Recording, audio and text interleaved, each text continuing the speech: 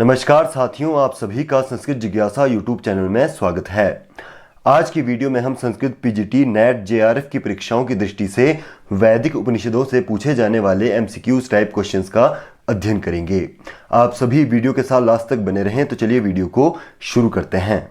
विद्यारंभं करिष्यामि सिद्धे भवतु मे सदा। आज का हमारा पहला प्रश्न है, उपनिषद शब्दे धातुरस्ति। तो उपनिषद शब्द बनता है उप तथा नी उपसर्ग पूर्वक शदलरी धातु में। यह याद रखें आप, शदलरी धातु में क्विप प्रत्यय होकर बनता है उपनिषद। तो इसमें आपका शद है, तो इसमें आपका ऑप्शन नंबर बी जो है इसका सही उत्तर हो जाएगा। और यदि इसमें उपसर्ग पूछे जाए तो इसमें उप और नी दो उपसर्ग होते हैं, और यदि प्रत्यय पूछे जाए तो इसमें क्विप प्रत्यय होता है। अगला प्रश्न है, वेदांत इति शब्देन अभिधीयते। तो वेदांत शब्द के द्वारा ज्ञान होता है। तो इस विषय में वेदांत सार के लेखक हैं सदानंद। उन्होंने वेदांत सार में लिखा है वेदांतो नाम उपनिषद प्रमाणम। तो इसमें आपका ऑप्शन नंबर डी यानी कि उपनिषद उनके मान्यता के अनुसार इसका सही उत्तर आपका हो जाएगा। अगला प्रश्न है, उपनिषदाम प्रतिपाद्य विषयम अस्ति। तो इनमें से जीव ब्रह्मैकम उपनिषदों का प्रतिपाद्य विषय है। तो इसमें आपका ऑप्शन नंबर सी जो है इसका सही उत्तर आपका हो जाएगा। अगला प्रश्न है, उपनिषत्सु ब्रह्म स्वरूप बोधकम पदम नास्ति। तो इन चारों में से रामः जो है वह ब्रह्म स्वरूप बोधक पद नहीं है। इनमें से आनंद, ज्ञान, सत जो है यह ब्रह्म स्वरूप के बोधक पद है, परंतु इसमें से जो राम है वह ब्रह्म स्वरूप बोधक पद नहीं है। तो इसमें आपका ऑप्शन नंबर डी जो है इसका सही उत्तर आपका हो जाएगा। अगला प्रश्न है, आनंदम ब्रह्मणो विद्वान न विभेति कदाचन इति कुत्र मिलति। तो यह मिलता है तैत्तिरीयोपनिषद में। तो इसमें आपका ऑप्शन नंबर डी जो है इसका सही उत्तर हो जाएगा। और तैत्तिरीयोपनिषद किससे संबंधित उपनिषद है? तो यह कृष्ण यजुर्वेद से संबंधित उपनिषद है, और इसमें 3 वल्ली है, शिक्षावल्ली, भृगुवल्ली और आनंदवल्ली। अगला प्रश्न है, यतो वा इमानि भूतानि जायन्ते इति वाक्यम मिलति। तो यतो वा इमानि भूतानि जायन्ते येन जातानि जीवन्ति, यह मिलता है तैत्तिरीयोपनिषद की भृगुवल्ली में। तो इसमें आपका ऑप्शन नंबर डी जो है इसका सही उत्तर हो जाएगा। और तैत्तिरीयोपनिषद का संबंध है कृष्ण यजुर्वेद से, यह भी आप याद रखें। अगला प्रश्न है, सर्वम खलविदम ब्रह्म इति वाक्यम मिलति। तो सर्वम खलविदम ब्रह्म यह वाक्य मिलता है छांदोग्योपनिषद में। इसमें आपका ऑप्शन नंबर डी जो है इस प्रश्न का सही उत्तर हो जाएगा। और छांदोग्योपनिषद की बात करें तो इसमें अध्यायों की संख्या है 8, और शंकराचार्य ने इसी उपनिषद को कहा है तंडिनाम उपनिषद। तो यह भी आप याद रखें कि तंडिनाम उपनिषद किसे कहा जाता है? तो वह कहा जाता है छांदोग्योपनिषद ने। और किसने कहा है? तो यह कहा है शंकराचार्य ने। अगला प्रश्न है, बृहदारण्यकोपनिषदः महावाक्यम इदम। तो सबसे पहले बृहदारण्यकोपनिषद का सामान्य ज्ञान जान लेते हैं। तो बृहदारण्यकोपनिषद से संबंधित वेद है शुक्ल यजुर्वेद। तो शुक्ल यजुर्वेद का जो शतपथ ब्राह्मण है उसके अंतिम 6 अध्याय कहलाते हैं बृहदारण्यकोपनिषद। और यह उपनिषद सभी उपनिषदों में सबसे बड़ा उपनिषद है, इसीलिए इसे बृहदारण्यकोपनिषद कहा जाता है। और यदि सबसे छोटे उपनिषद की बात करें तो सबसे छोटा आपको पता होगा ईशावास्योपनिषद। और बात करें इनमें से महावाक्य, तो अहम ब्रह्मास्मि बृहदारण्यकोपनिषद का महावाक्य है। तो इसमें आपका ऑप्शन नंबर ए जो है इसका सही उत्तर आपका हो जाएगा। अगला प्रश्न देखते हैं, तत्त्वमसि इति महावाक्यम कुत्र उपलभ्यते। तो तत्त्वमसि जो महावाक्य है वह मिलता है छांदोग्योपनिषद में। तो इसमें आपका ऑप्शन नंबर ए जो है इसका सही उत्तर आपका हो जाएगा। अगला प्रश्न है, अंगुष्ठ मात्रः पुरुषः इति कथनम कस्य उपनिषद ग्रंथस्य अस्ति। तो अंगुष्ठ मात्रः पुरुषः मध्य आत्मनि तिष्ठति, यह कथन ब्रह्म स्वरूप के विषय में कठोपनिषद में कहा गया है, या उससे संबंधित यह वाक्य है। तो इसमें आपका कठोपनिषद यानी कि ऑप्शन नंबर बी जो है इसका सही उत्तर हो जाएगा। और बात करें कठोपनिषद की, तो यह कृष्ण यजुर्वेद का उपनिषद ग्रंथ है, और कठोपनिषद की कठ शाखा से इसका संबंध है, इसीलिए इसका नाम पड़ा है कठोपनिषद। अगला प्रश्न है, आत्मा इति शब्दे धातुरस्ति। तो आत्मा शब्द में धातु होती है अत। तो इसमें आपका ऑप्शन नंबर ए जो है इसमें सही उत्तर आपका हो जाएगा। अगला प्रश्न है, आत्मा शब्दे प्रत्यय अस्ति। तो इसमें प्रत्यय होता है मनिण। तो इसमें आपका ऑप्शन नंबर सी जो है इसका सही उत्तर आपका हो जाएगा। अगला प्रश्न है, रथ रूपकस्य निरूपकः अस्ति। तो रथ रूपक का निरूपक है कठोपनिषद। तो इसमें आपका ऑप्शन नंबर सी जो है सही उत्तर हो जाएगा। तो कठोपनिषद में वर्णित है कि जो आत्मा है वह रथी है, शरीर रथ, बुद्धि सारथी और मन क्या है? लगाम। तो इसीलिए इसे रथ रूपक का निरूपक भी कहा जाता है कठोपनिषद को। अगला प्रश्न है, पंचकोशेषु परिगणितः नास्ति। तो पंचकोश है हमारे आनंदमय, विज्ञानमय, मनोन्मय, प्राणमय और अन्नमय। इनमें जो है आत्मा कोशः यह पंचकोश में नहीं आता, तो उसमें आपका ऑप्शन नंबर ए जो है सही उत्तर आपका हो जाएगा। अगला प्रश्न है पंचकोशानाम क्रमः अस्ति। तो पंचकोश का क्रम है आनंदमय, विज्ञानमय, मनोन्मय, प्राणमय और अन्नमय। इसका सही क्रम आपका होगा, यानी कि ऑप्शन नंबर सी इसका सही उत्तर आपका हो जाएगा। अगला प्रश्न है अनंतम वै ब्रह्म इति उपलभ्यते। तो अनंतम वै ब्रह्म यह उपलब्ध होता है बृहदारण्यकोपनिषद में, तो उसमें आपका ऑप्शन नंबर सी जो है इसका सही उत्तर आपका हो जाएगा। अगला प्रश्न है यजुर्वेदस्य उपनिषदः अस्ति। तो यजुर्वेद का उपनिषद है ईशावास्य उपनिषद, तो इसमें आपका ऑप्शन नंबर डी जो है इसका सही उत्तर हो जाएगा। और ईशावास्य उपनिषद की बात करें तो यह यजुर्वेद का 40वां अध्याय है और इसमें मंत्रों की संख्या है 18। अगला प्रश्न आता है यजुर्वेदस्य अंतिमः अध्यायः अस्ति।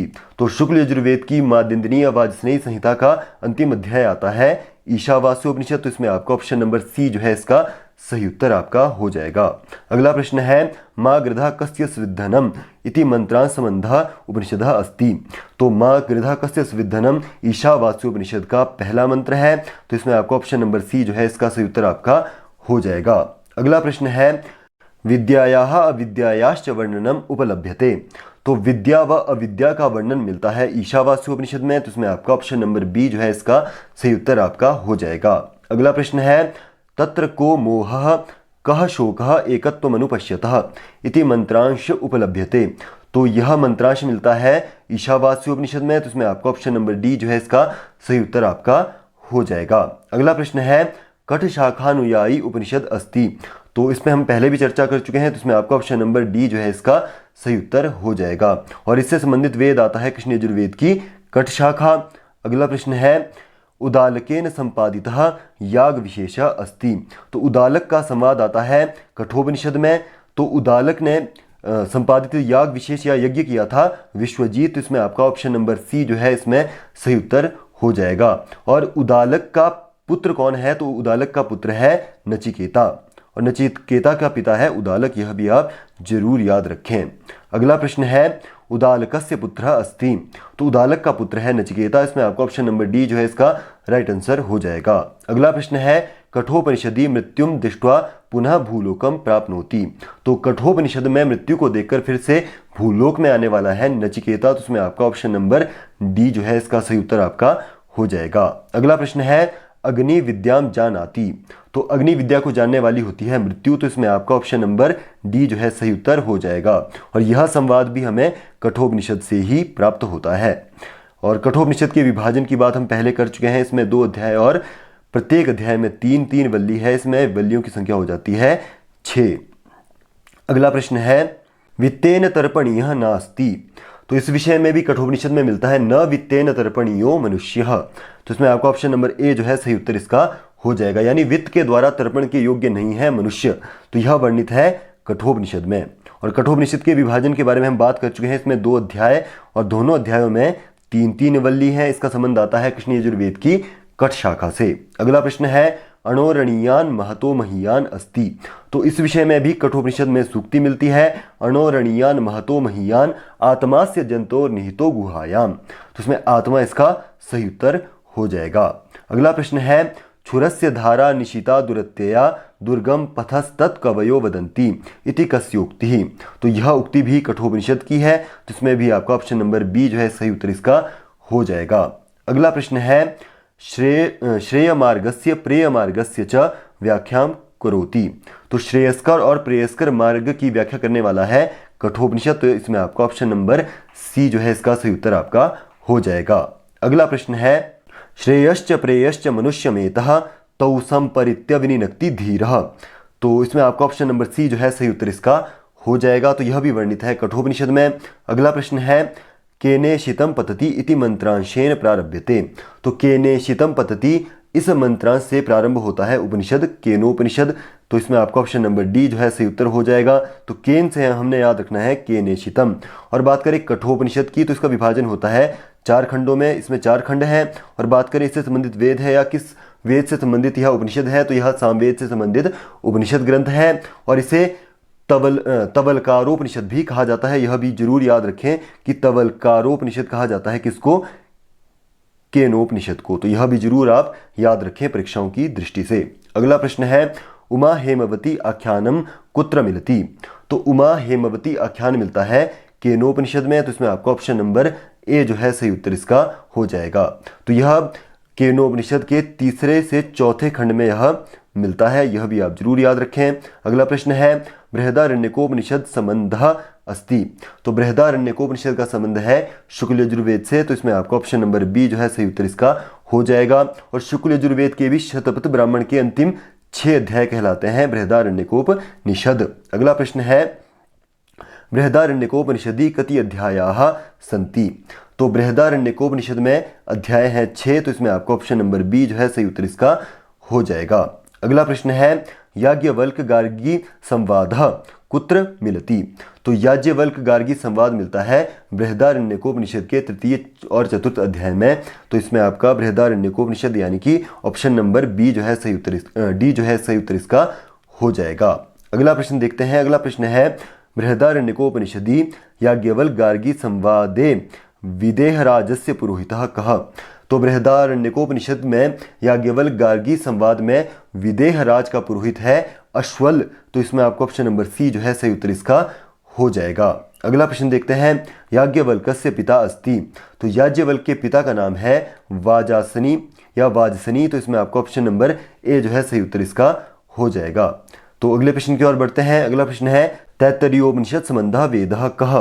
तो तैत्तरीयोपनिषद से संबंधित वेद है कृष्ण यजुर्वेद। तो इसमें आपका ऑप्शन नंबर सी जो है सही उत्तर इसका हो जाएगा।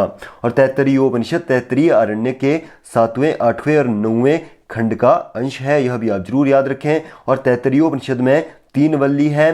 पहली आती है शिक्षावल्ली, दूसरी ब्रह्मानंद और तीसरी भृगुवल्ली। यह 3 वल्लियां तैत्तरीयोपनिषद में संकलित है। अगला प्रश्न आता है, ब्रह्मानंद भृगुवल्लयोः संज्ञा अस्ति? ब्रह्मानंद और भृगुवल्ली को संज्ञा दी गई थी वारुणी उपनिषद की। तो यह भी आप याद रखें। इसमें भी आपका ऑप्शन नंबर बी जो है सही उत्तर हो जाएगा। और ब्रह्मानंद, भृगु और शिक्षावल्ली आती है तैत्तरीयोपनिषद में।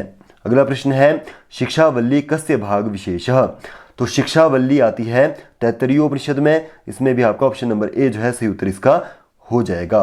अगला प्रश्न देखते हैं, सत्यम ज्ञानमनंतम ब्रह्म इति महावाक्य संबंध उपनिषद अस्ति? तो सत्यम ज्ञानमनंतम ब्रह्म आता है तैत्तरीयोपनिषद में। तो इसमें भी आपका ऑप्शन नंबर डी जो है सही उत्तर इसका हो जाएगा। अगला प्रश्न है, पंचकोश विवेकः मिलति? तो पंचकोश हम पहले भी बात कर चुके हैं, आनंदमय, विज्ञानमय, मनोन्मय, प्राणमय और अन्नमय। यह 5 प्रकार के कोश होते हैं, इन्हें पंचकोश कहा जाता है। तो यह मिलते हैं तैत्तरीयोपनिषद के ब्रह्मानंद वल्ली में। तो इसमें भी आपको ऑप्शन नंबर बी जो है सही उत्तर इसका हो जाएगा, ब्रह्मानंद वल्याम। अगला प्रश्न है, अन्नम न निंद्यात इति कुत्र मिलति? तो यह भी मिलता है तैत्तरीयोपनिषद में। तो इसमें आपका ऑप्शन नंबर ए जो है सही उत्तर इसका हो जाएगा। अगला प्रश्न है, सत्यमेव जयते इति वाक्येन संबंधः उपनिषदः ग्रंथः अस्ति? तो सत्यमेव जयते हमारे भारत शासन का ध्येय वाक्य है, यह आप जरूर याद रखें। और यह मिलता है मुंडकोपनिषद से। तो इसमें भी आपका ऑप्शन नंबर ए जो है सही उत्तर इसका हो जाएगा। और मुंडकोपनिषद संबंधित वेद है अथर्ववेद की शौनक शाखा से। और इसमें टोटल मुंडक है 3, यह आप याद रखें। अगला प्रश्न है, यजुर्वेदस्य वाजसनेयी शाखायाम कति मंत्राः प्राप्यन्ते? तो यजुर्वेद की वाजसनेयी, जिसे हम माध्यंदिनीय शाखा भी कहते हैं, उसमें मंत्र हैं 1975। तो इसमें आपका ऑप्शन नंबर बी जो है सही उत्तर इसका हो जाएगा। और अध्याय पूछे जाए तो इसमें टोटल अध्याय हैं 40। अगला प्रश्न है, षड्मंत्रात्मकम शिव संकल्प सूक्तम वाजसनेयी संहितायाः कस्मिन् अध्याये विद्यते? तो 6 मंत्रों वाला जो प्रारंभ होता है जज्जाग्रतो दूर मुदयति दैवं तदु सुप्तस्य तथैवैति से, और इसका अंतिम आता है सुखाराथिरश्वानिव जन्मानुख्यान्ये नीयते भी शुभिर्वाजिन इव।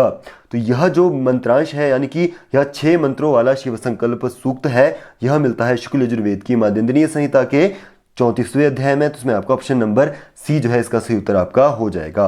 अगला प्रश्न है, ईशावास्योपनिषद वाजसनेयी संहितायाः कस्मिन् अध्याये विद्यते?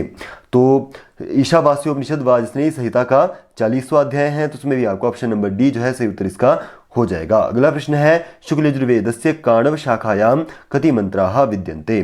तो शुक्ल यजुर्वेद की काणव शाखा में मंत्रों की संख्या है 2086, यानी कि इसमें ऑप्शन नंबर ए जो है सही उत्तर इसका हो जाएगा। और अध्यायों की बात करें तो इसमें भी 40 अध्याय हैं माध्यंदिनीय शाखा की तरह। तो अगले प्रश्न की ओर बढ़ते हैं। सामवेदस्य कति शाखाः श्रूयन्ते। तो सहस्त्र वर्तमान सामवेद पतंजलि के मत में 1000, यानी कि इसमें ऑप्शन नंबर बी जो है सही उत्तर इसका हो जाएगा। अगला प्रश्न है संप्रति सामवेदस्य कति शाखा समुपलभ्यते। तो वर्तमान में सामवेद की 3 ही शाखाएं विद्यमान हैं, राणायनी, कौथुमीय और जैमिनी। तो इसमें भी आपको ऑप्शन नंबर सी जो है इसका सही उत्तर आपका हो जाएगा। अगला प्रश्न है सामवेदस्य कौथुम शाखायाम पूर्वार्चिके कति मंत्राः विद्यन्ते। तो सामवेद के 2 भागों में इसका विभाजन किया जाता है, पूर्वार्चिक और उत्तरार्चिक। तो पूर्वार्चिक की बात करें तो इसमें 6 प्रपाठक और मंत्रों की संख्या है 650। तो इसमें भी आपका ऑप्शन नंबर डी जो है सही उत्तर इसका हो जाएगा। अगला प्रश्न है सामवेदस्य कौथुम शाखायाम उत्तरार्चिके कति मंत्राः विद्यन्ते।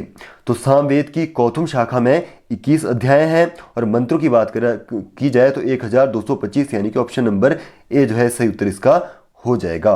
अगला प्रश्न है सामवेदस्य ऋत्विजः। तो सामवेद का ऋत्विक है उद्गाता। इसमें आपका ऑप्शन नंबर बी जो है सही उत्तर इसका हो जाएगा। अगला प्रश्न है सामगानस्य कति विभागाः विद्यन्ते।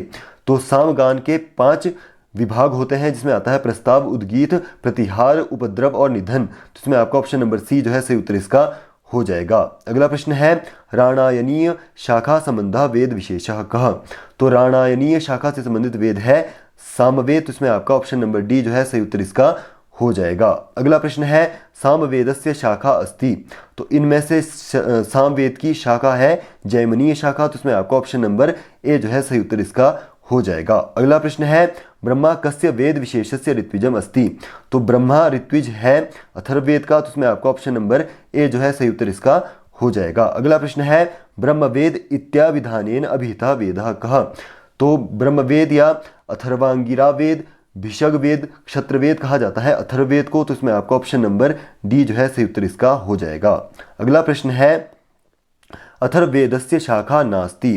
तो इन चारों में से ऑप्शन नंबर डी यानी कि मांडुकायन शाखा जो है अथर्ववेद की शाखा नहीं है। इसमें से पिप्पलाद, शौनक और मौद महाभाष्य शाखा जो है वह अथर्ववेद की शाखाएं हैं। अगला प्रश्न है अथर्ववेदस्य शाखा अस्ति।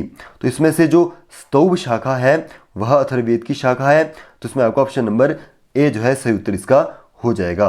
तो आज की वीडियो में इतना ही। उम्मीद करता हूँ आपको यह वीडियो हमारी पसंद आई होगी। और यदि आपको यह वीडियो परीक्षा की दृष्टि से महत्वपूर्ण लगी हो तो वीडियो को लाइक जरूर करें, शेयर जरूर करें। और आपको वीडियो कैसी लगी है तो उसके रूप में आप हमें कमेंट जरूर करें और हमारे चैनल को सब्सक्राइब करना ना भूलें। मिलते हैं दूसरी वीडियो में, तब तक के लिए धन्यवाद।